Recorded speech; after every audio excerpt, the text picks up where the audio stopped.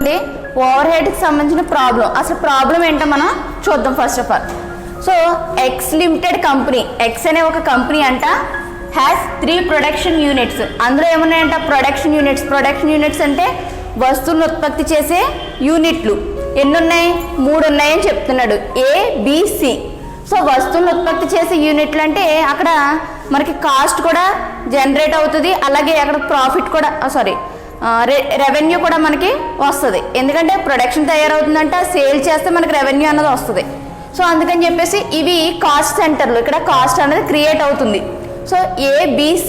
అలాగే 2 service units అన్నాడంట, and 2 service unit D and E.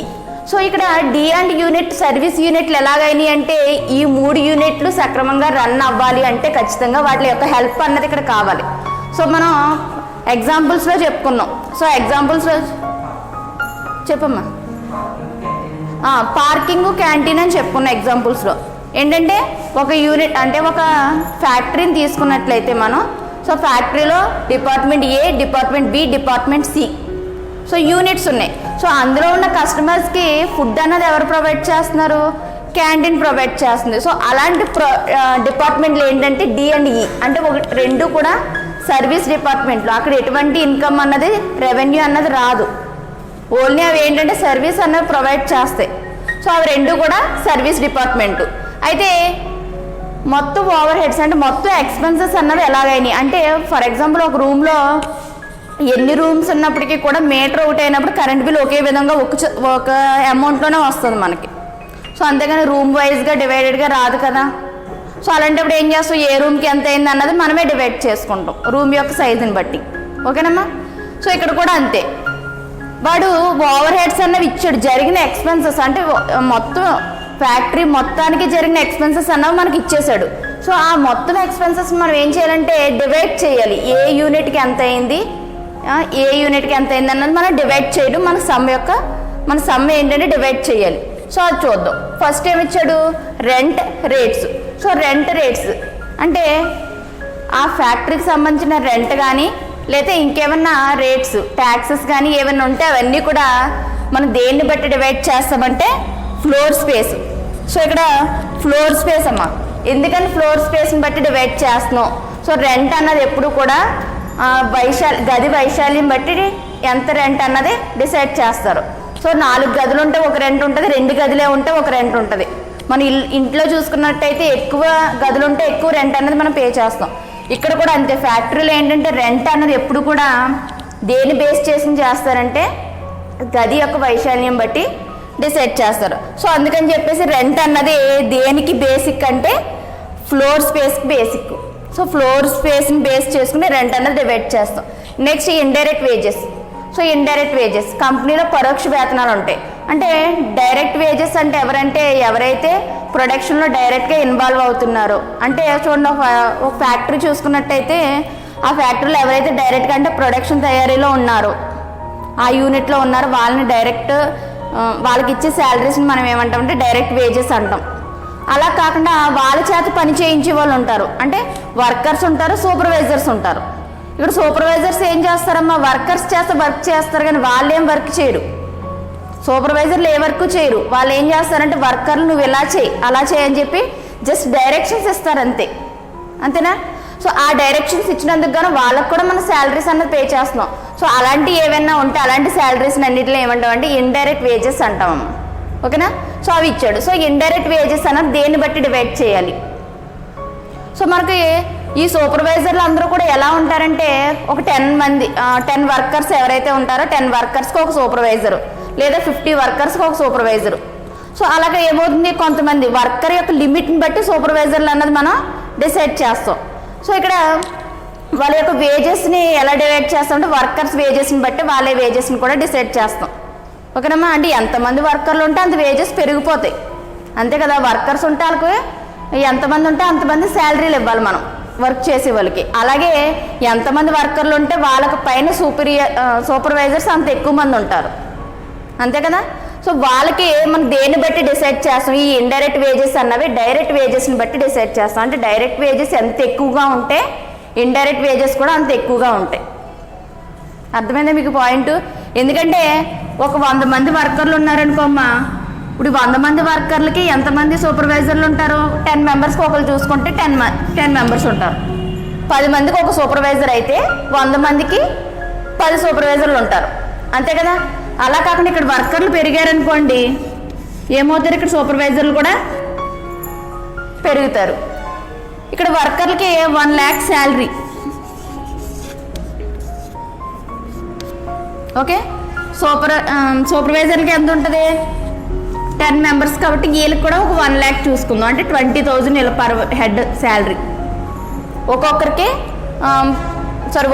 10,000 చూసుకుంటే 1 lakh వీళ్ళకి అవుతుంది. వీళ్ళకి ఒక్కొక్కరికి ఒక 1,000 రూపాయలు చూసుకుంటే వీళ్ళకి ఎంత అవుతుందంటే 1 lakh అవుతుంది, ఓకేనమ్మా. ఒకవేళ వీళ్ళు డబుల్ అయితే ఆటోమేటిక్గా శాలరీ కూడా వీళ్ళకి డబుల్ అయిపోతుందా లేదా? అంతే కదా. ఇప్పుడు వర్కర్లు పెరిగారనుకో వీళ్ళకి శాలరీ ఎంత అవుతుంది? ఇప్పుడు 2 లక్షలు అవుతుంది, అంతే కదా. సో వీళ్ళకి 2 లక్షలు అయితే ఇక్కడ 20 మంది, 10 మందికి 1,00,000 అయినప్పుడు 20 మందికి 2 లక్షలు అవుతుంది. సో వర్కర్లు పెరిగితే సూపర్వైజర్లు పెరుగుతున్నారు. వర్కర్ శాలరీలు పెరుగుతుంటే, అంటే వర్కర్స్ పెరిగితే ఆటోమేటిక్గా శాలరీలు పెరుగుతాయి. శాలరీలు పెరిగితే ఏమవుతుంది? మళ్ళీ సూపర్వైజర్ శాలరీలు పెరిగిపోతున్నాయి. సో ఇండైరెక్ట్ వేజెస్ అంటే మనకి ఏంటంటే సూపర్వైజర్స్ యొక్క శాలరీస్ అంటే అని ఇండైరెక్ట్గా వాళ్ళు వర్క్ చేయరు. సో వాళ్ళకి శాలరీస్ దేని బట్టి మనం డివైడ్ చేయాలంటే యూనిట్కి డైరెక్ట్ వేజెస్, ఎవరైతే డైరెక్ట్గా వర్క్ చేస్తున్న వర్కర్ల యొక్క శాలరీలు బేస్ చేసుకునే మనం వీళ్ళకి డిసైడ్ చేస్తాం. అండ్ నెక్స్ట్ ఓకే, నెక్స్ట్ ఉన్నమ్మా డిప్రిషియేషన్ ఆన్ మిషనరీ. సో కంపెనీలో మిషనరీ ఉంటుంది. సో మిషనరీ కూడా ఎవ్రీ ఇయర్ దాని యొక్క వాల్యూని కోల్పోతూ ఉంటుంది. అవి వివిధ ఫ్యాక్టర్స్ వల్ల అది అడిగిపోవచ్చు, లేకపోతే బయట మార్కెట్లో దాని యొక్క డిమాండ్ తగ్గిపోవచ్చు. సో మనకు మొబైల్ ఉందనుకోండి అమ్మా, మొబైల్ న్యూ మొబైల్ అయినా సరే కూడా కొంతకాలానికి దాని రేట్ తగ్గుతుంది ఆటోమేటిక్గా. ఎందుకు తగ్గుతుంది? ఆ మొబైల్ ఎవరు యూజ్ చేయలేదు కదా అనుకుంటే టెక్నాలజీ మారిపోతుంది, ఆటోమేటిక్గా మారిపోతే డిప్రిషియేషన్ కూడా పెరిగిపోతుంది సార్, ఓకేనమ్మా. సో డిప్రిషియేషన్ అన్నది ఓన్లీ మనం వాడుతున్నంత మాత్రాన దాని డిప్రిషియేషన్ తగ్గుతుంది అన్నది కాదు. వివిధ ఫ్యాక్టర్స్, చాలా ఫ్యాక్టర్స్ వల్ల డిప్రిషియేషన్ అన్నది మనకి ఏర్పడుతూ ఉంటుంది. సో అందులో ఏంటంటే ఎక్కువగా టైంని బట్టి కూడా డిప్రిషియేషన్ మారిపోద్ది. అంటే ఒక టైంలో టెక్నాలజీ ఉందనుకోండి, సో దానికి మనం ఒక మొబైల్ తీసుకుంటే అది 16,000 పెట్టుకుంటాం ఒక టైంలో. సో నా మొబైల్ చూసుకుంటే రెడ్మీ నోట్ 7 ప్రో అమ్మ. సో అది స్టార్టింగ్ ప్రైస్ ఎంత అంటే 16,000 స్టార్టింగ్ ప్రైస్. సో నేను ఎంత కొన్నానంటే 10,000 కొన్నాను, ఎందుకంటే 6 మంత్స్ తర్వాత కొన్నాను నేను. అది మార్కెట్లో వచ్చిన 6 మంత్స్ తర్వాత కొనేటప్పుడు దాని ప్రైస్ ఎంత అయింది? 10,000కి వచ్చేసింది. సో ఇక్కడ ఏమైంది? ఆ మొబైల్ ఫోన్ ఎవరైనా వాడారా? దాని ప్రైస్ తగ్గిపోవడానికి అరిగిపోయింది అదేమన్నా?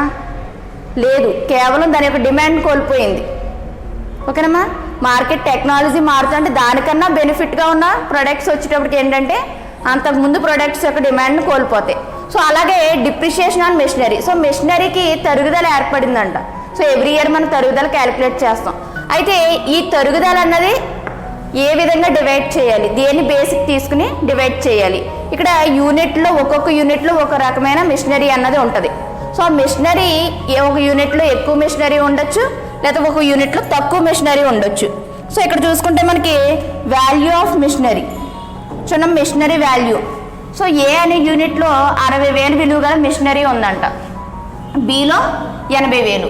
సో ఏలో 60,000 ఉంది మెషినరీ, దాని యొక్క వాల్యూ ఎంత ఉందంటే 60,000 ఉంది. బిలో వచ్చేసి 80,000 ఉంది. సో కానీ రెండింటికి సేమ్ డిప్రిషియేషన్ అనేది మనం క్యాలిక్యులేట్ చేయొచ్చా?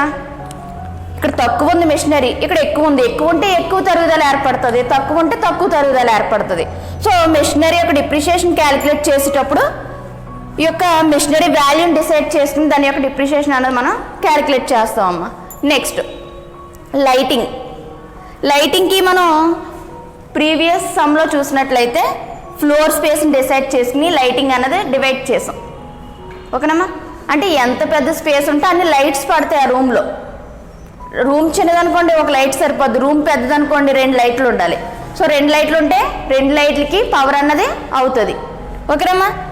కాల్ కింద పెట్టు, ఓకే. సో ఇక్కడ లైటింగ్ అన్నది మనకి ఫ్లోర్ స్పేస్ని బట్టి డివైడ్ చేసాం లాస్ట్ క్లాస్లో. ఎందుకు డిసైడ్ చేసామంటే లైట్ అన్నది రూమ్ స్పేస్ని బట్టి కూడా డిపెండ్ అయ్యి ఉంటుంది. అలాగే ఇక్కడ మనకి ఇంకో పాయింట్ ఏమి ఇచ్చాడంటే లైటింగ్ పాయింట్స్ అన్నాడు. ఒకసారి చూడమ్మా. సో లాస్ట్ క్లాస్లో ఎందుకు అలా చేస్తాము, ఈ క్లాస్లో ఎందుకు అలా చేస్తామంటే డిఫరెన్స్ ఒకటే. ఇక్కడ లైటింగ్ పాయింట్స్ అన్నది ఇచ్చాడు ఈ సమ్లో, ప్రీవియస్ సమ్లో ఇవ్వలేదు.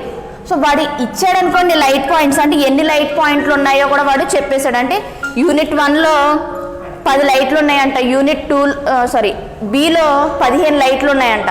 సో లైట్లు ఏంటన్నాడు, వాడిని కౌంట్ ఇచ్చేసాడు. సో కౌంట్ ఇచ్చినప్పుడు మనం ప్లేస్ని బట్టి తీసుకోకూడదు, ఓకేనమ్మా. ఫ్లోర్ స్పేస్ని బట్టి తీసుకోకూడదు. దేన్ని బట్టి తీసుకోవాలంటే లైట్ పాయింట్స్ని బట్టి తీసుకోవాలి. అంటే ఏ రూమ్కి ఎన్ని లైట్లు ఉన్నాయో దాన్ని బట్టి మనం అక్కడ ఎంత పవర్ అన్నది లేదా ఎంత ఖర్చు అన్నది జరుగుతుందో తీసుకుంటాం, ఓకేనమ్మా. లైటింగ్కి వచ్చేసి లైటింగ్ పాయింట్స్. నెక్స్ట్ పవర్, ఓకేనమ్మా. పవర్ అన్నాడు. సో పవర్కి మనం ప్రీవియస్ క్లాస్లో వాల్యూ ఆఫ్ మిషనరీ తీసుకున్నాం. అంటే మిషనరీ యొక్క ఎనర్జీ యూజ్ చేసుకుంటుంది కాబట్టి మిషన్ దాన్ని బట్టి అవుతుందని. అయితే ఇక్కడ ఏమి ఇచ్చాడంటే మనకి వేర్ హౌస్ పవర్ ఇచ్చేసాడు, దానికి రిలేటెడ్ పాయింట్ అనేది ఇచ్చాడు. సో మీకు పాయింట్ ఇవ్వలేదు అనుకోండి అది, సో మీరు డైరెక్ట్గా వాల్యూ ఆఫ్ మిషనరీని క్యాలిక్యులేట్ చేసి వేసేస్తారు. సో వాడు ఇచ్చాడు కాబట్టి ఇక్కడ ఎలాగైతే లైటింగ్ పాయింట్స్ ఇచ్చాడు అలాగే వేర్ హౌస్ పవర్ అని చెప్పేసి వాడే ఇచ్చేసాడు. సో ఇచ్చినప్పుడు వేర్ హౌస్ పవర్ అన్నది మనం తీసుకుని క్యాలిక్యులేట్ చేస్తాం. And next sundry expenses. So sundry expenses అంటే ఇతర ఖర్చులు. సో ఇతర ఖర్చులు అన్నీ కూడా పర్టికులర్గా ఒక దాని మీద ఒక ఆస్పెక్ట్ మీద మనం తీసుకోవాలన్న రూల్ అయితే లేదు. సో మనం ఏం చేస్తామంటే ఇంకా ఖర్చు ఏదైనా ఏర్పడింది అంటే అది ఓడీలు చేసినందుకు గాను అంటే ఓవర్ డ్యూటీలు చేసినందుకు గాను మనం ఏమైనా ఖర్చు పెడుతూ ఉంటాం. సో అందుకని ఏం చేస్తామంటే ఎక్కువ సెంట్రీ ఎక్స్పెన్సెస్ అన్నది వేజెస్ని బట్టి తీసుకుంటాము. సో ఒకవేళ సమ్లో వేజెస్ ఇవ్వలేదు, డైరెక్ట్ వేజెస్ అనేది ఇవ్వలేదు అనుకోండి, సో మనకు నచ్చింది ఏదో ఒక ఆస్పెక్ట్ తీసుకుని దానికి రిలేటెడ్ దగ్గరగా ఉన్నదాన్ని తీసుకుని మనం డివైడ్ చేసేస్తాం. సో ప్రజెంట్ అయితే మనకు సమ్లో డైరెక్ట్ వేజెస్ ఇచ్చాడు కాబట్టి డైరెక్ట్ వేజెస్ అన్నది తీసుకుంటాం మనం సెంట్రీ ఎక్స్పెన్సెస్కి, ఓకేనమ్మా. సో చూద్దాం ప్రాబ్లం. సో ఎక్స్పెన్సెస్ చూద్దాం. ఫస్ట్ ఏంటమ్మా, రెంట్ అండ్ రేట్స్, ఓకేనా. రెంట్ అండ్ రేట్స్ దేన్ని బట్టి డిసైడ్ చేస్తామన్నా, బేసిక్ డిస్ట్రిబ్యూషన్ వచ్చేసి floor space. So floor space base చేసుకుని మనం రెంట్ని డివైడ్ చేసుకోవాలి. సో ఫ్లోర్ స్పేస్ ఎలా ఉందో చూద్దాం. ఇప్పుడు ఫ్లోర్ స్పేస్ ఏ అనే యూనిట్లో 2000 మీటర్స్ స్క్వేర్ మీటర్స్ ఉంది స్పేస్ అన్నది ఉందంట. సో యూనిట్ బిలో 2500, సిలో 3000, డిలో 2000, ఈలో 500. సో ఇక్కడ మనం అదే రేషియో వేసుకుంటామమ్మా. సో దాన్ని రేషియోలోకి మారుస్తుందని చూడండి ఒకసారి.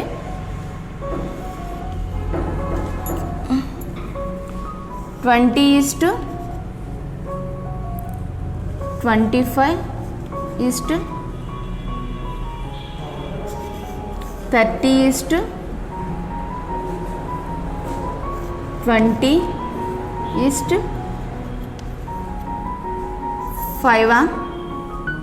అంతే కదా, అర్థమైందమ్మా ఇది ఎలా జరిగిందో. సో మనం ఏం చేసామంటే వీటిలో కామన్గా ఉన్నాయి లాస్ట్ 2 జీరోస్ని క్యాన్సిల్ చేసుకున్నాం.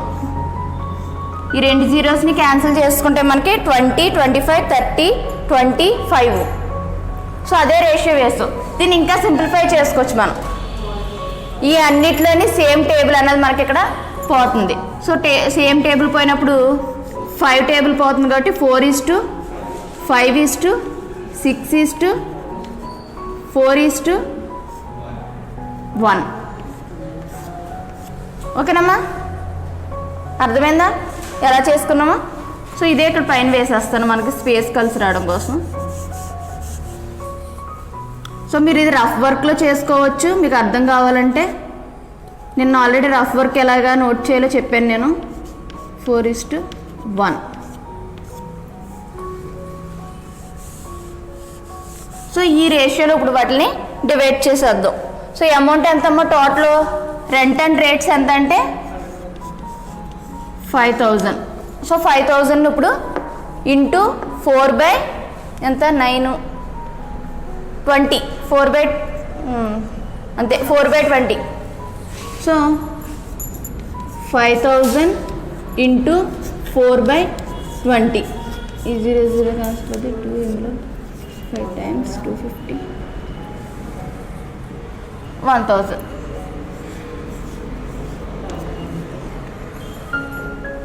అంతేనా కాదా?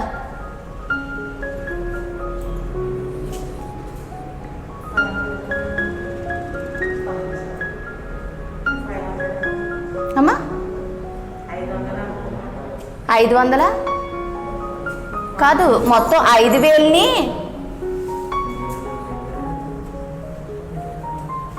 5000 చేసావా నువ్వు?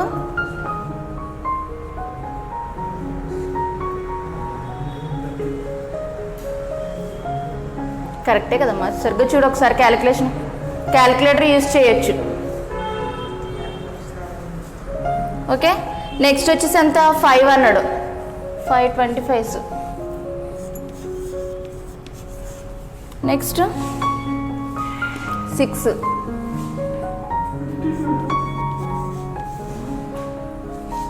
4 1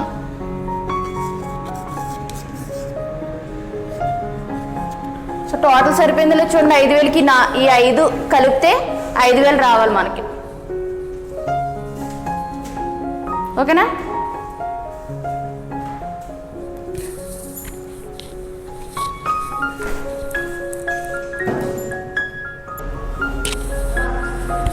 అమ్మా ఆపలేదు, కంటిన్యూ చేస్తాం. ఓకే, నెక్స్ట్ చూసినట్టయితే indirect wages.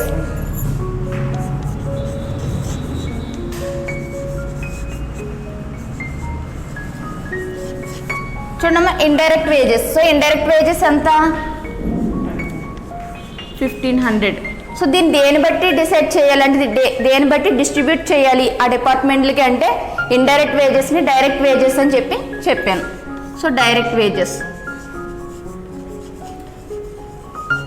So direct wages యొక్క రేషియో ఏంటో మనం చూద్దాం. చూడమ్మా, డైరెక్ట్ వేజెస్ 10,000 3,000 2,000 3,000 15,000 5,000. సో వీటిని మనం స్మాల్ ఫై చేయాలనుకుంటే ఈ 2s 2 జీరోలు కామన్గా ఉన్నాయి కదా. సో 3 zeros కామన్గా ఉంటాయి, అంటే లాస్ట్ 500 కాబట్టి 2 zeros కామన్గా ఉన్నాయి. ఓకేనా? సో చేస్తే 3000 30:20:30:15:5 ఇంకా తగ్గించవచ్చు. 30 ఎంత వచ్చిందమ్మా? 30:20:30:5.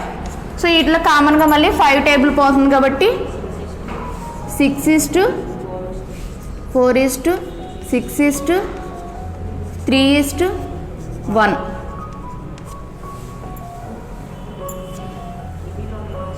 అర్థమైందా? సో ఇక్కడే వేసేద్దాం. 6:4:6:3:1. ఓకేనా? ఇక్కడ వేసుకున్నాం. సో ఈ 1500ని ఈ రేషియోలో మనం డివైడ్ చేసుకోవాలి ABCDకి. ఓకే, చేసేద్దాం. సో ఎంత వచ్చిందమ్మా చెప్తావా? 450. నెక్స్ట్ 300 450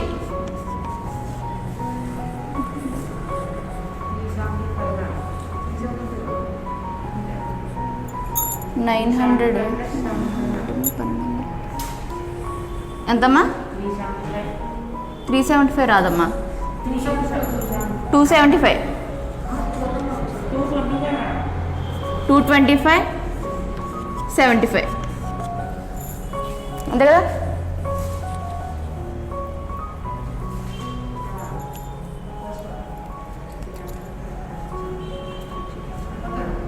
ఓకేనా? ఓకే, నెక్స్ట్ 1500 సరిపోయింది కదా. సో నెక్స్ట్ చూద్దాం డిప్రిషియేషన్ ఆన్ మిషనరీ. సో ఇంక ప్రతిదీ కూడా అదే విధంగా మనం డివైడ్ చేస్తాం. సో అందులో ఏ డిఫరెన్స్ లేదు.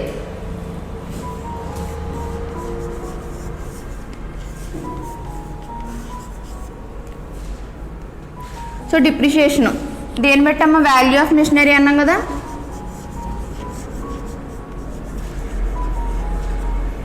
సో డిప్రిషియేషన్ కూడా value of machinery. So machinery value ఎంతమ్మా మనకి 60,000, 80,000 ఆల్రెడీ వేసామా మనం, వేయలేదు కదా, 1,00,000, 5,000, 5,000. సో రేషియోస్ కూడా సేమ్ వస్తాయి. ఇందులో కామన్గా 3 డిజిట్స్ పోతున్నాయి అమ్మ. అమ్మ లాస్ట్ది 5,000 కదా, 500 ఓకే. సో 3 డిజిట్స్ పోయినాయి కాబట్టి లాస్ట్ 3 జీరోస్ని మనం క్యాన్సిలేషన్ చేసుకుంటే 60, 80, 100, 5,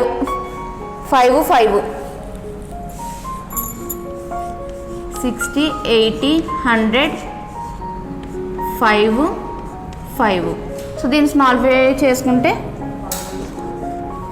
ఎంతమ్మా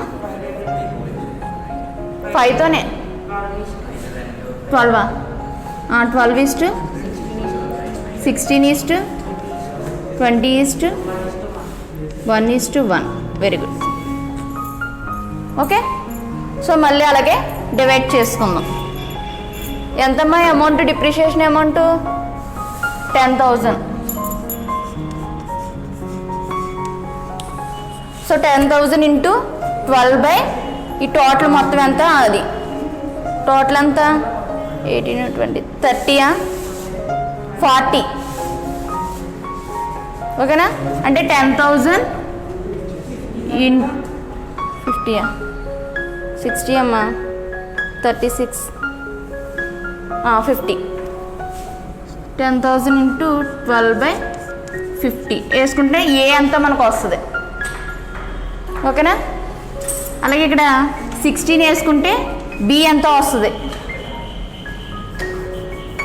కొంచెం క్యాలిక్యులేట్ చేసి చెప్పండి స్పీడ్గా.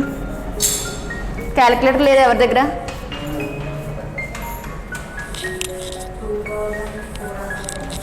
$2,400, 3,200, 4,200, 200. సరిపోయిందా? ఎక్కడ రాంగ్ వచ్చినట్టుంది చూడు. 3,200 సరిపోయిందమ్మా. ఓకే. నెక్స్ట్ ఏముంది? లైటింగ్ ఉంది. ఒక నిమిషం అంటే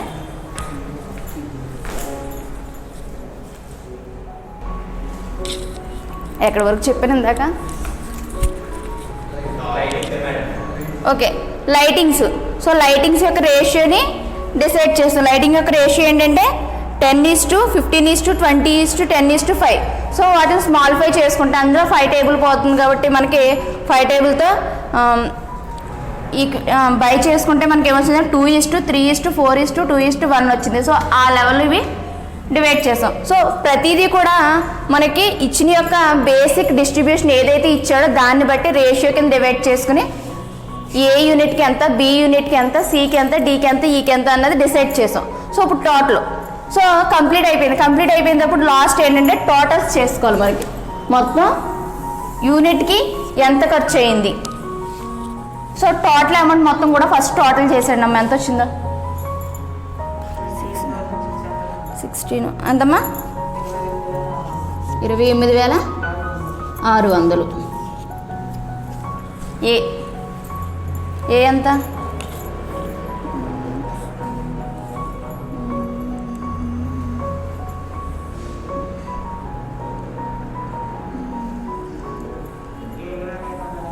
7,550. నెక్స్ట్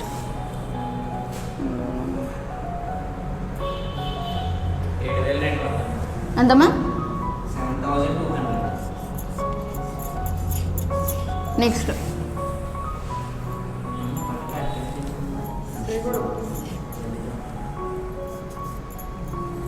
5 తర్వాత 9 11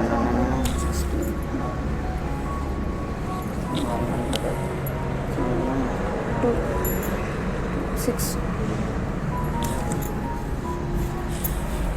అంతేనా. లాస్ట్ది 575. ఇది 5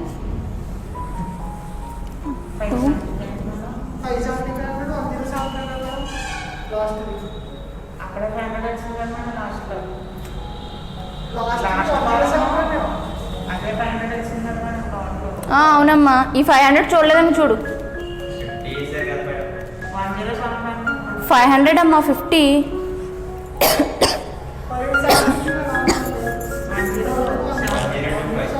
1075. 25 75 25.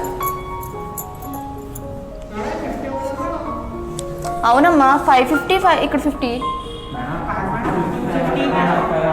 250 అమ్మా, 500.